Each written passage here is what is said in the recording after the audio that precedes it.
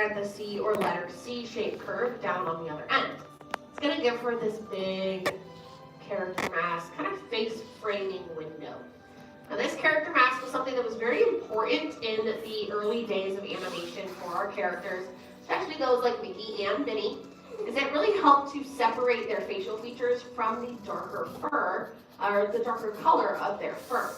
Since everything was done in black and white, it was very hard to really spot characters' facial features, so this just created an easy window for them to look at. Now, if you were just walking in, this might look a little bit like Mickey Mouse, right? Both Mickey and Minnie have very similar features. What's something we can add right here around her eyes that would make it look a little bit more like Minnie? Her lashes. I love that we did this for the lashes. That's so great. That was super cute. But yes, definitely her lashes. The way that we would usually add her lashes is just to sit directly on her eye, or on top of her eyes. In this style, her eyelashes kind of float on the outside of her head. So they're very similar shapes to her nose, these little teardrop water droplet shapes. So I'll add in about 3, kind of around the outsides of her eyes here. And like I said, these just kind of float. So feel free to get creative. The placement of her eyelashes can definitely give her a very different look here. So if you place them up really, really high, she may look a little more shocked or surprised. But just feel free to add these in whichever way you think they fit best.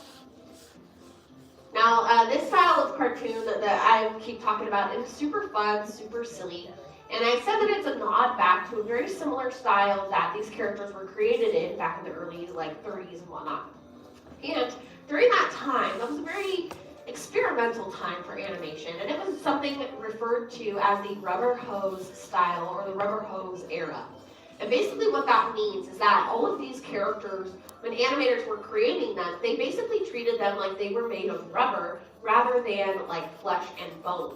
And that allowed for these characters to do some pretty silly stuff. So like Mickey and Minnie, they could stretch and squash. Even their older brother, Oswald, he was able to take his ears off.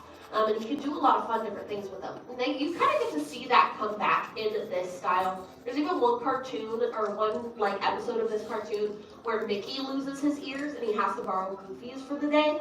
So super random kind of silly things that would come from that style. And that I think is a very cool thing about these cartoons, is that they definitely went back to the very early days of animation where things were just funky. There is a lot of fun stuff in animation nowadays, but way back then, it was just totally whimsical and very fun. Now I'm going to add in her ears here. I started by giving her a nice top knot bun right on the top of her head. It's a little oval. And the one on the back, or her second ear, is going to sit over on the back of her head.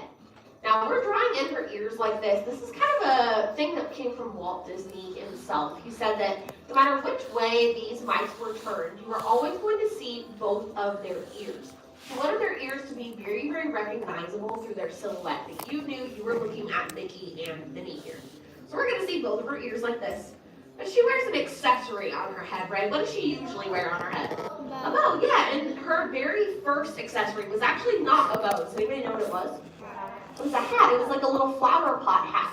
And in this style, she had that same flower pot hat as well. If you want to give her any kind of accessory, definitely feel free to do so. You can give her a princess crown, you can give her a bow, you can give her any kind of hat here.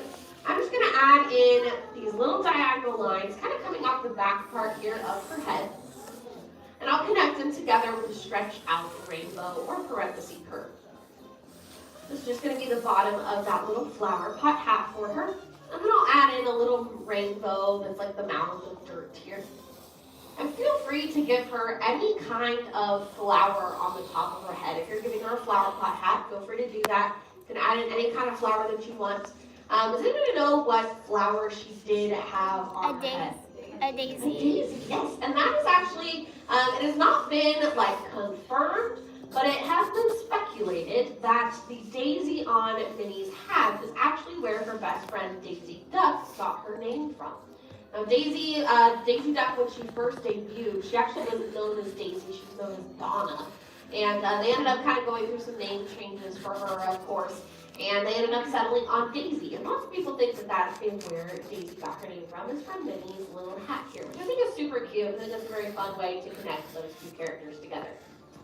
Now once you add in the accessory, anything else that you want to add to that accessory specifically, you just want to make sure you lock it in before locking in those ears. But once you add in that hat, you just want to lock in any part of the ear that is not being covered up by the hat at all here. So just pick your favorite line from that circle or oval again, and really lock in the rest of that shape. Now Minnie Mouse here, Minnie is actually kind of one of my favorite little things. Is Minnie is just a nickname here for this lady. She actually has a full name, and her full name is Minerva. It definitely, I feel like, doesn't fit her personality as much. She is very much a Minnie. It definitely suits her very, very well. Minerva, I think, is one of those things that it's very much like she would only get called that if she got in trouble. So she definitely would not enjoy it if you called her Minerva in real life. So maybe just keep that little piece of information to yourself. But I think it's super cute that she has this very fun little nickname, and that's something that we know and love about her very, very much. Now, after these ears here, anything else you want to add to your sketch of Miss Minerva is going to be extra credits. So you can add in Mickey or Pluto in the background, making her cat Figaro, or any of her other friends. You want to shade in her ears and her character mask, and love to do that as well. The very last step every artist needs to make here is a signature. So go ahead and find a spot. Sign your name nice and big, nice and proud, because you have drawn your very own sketch of the one and only Miss Minnie Mouse. And with that, you guys, in the end, how did we feel we did? Okay, stunned into silence by our artistic abilities. Some of you may be thinking your life choice is over right now, but I have a better question. Did you have fun?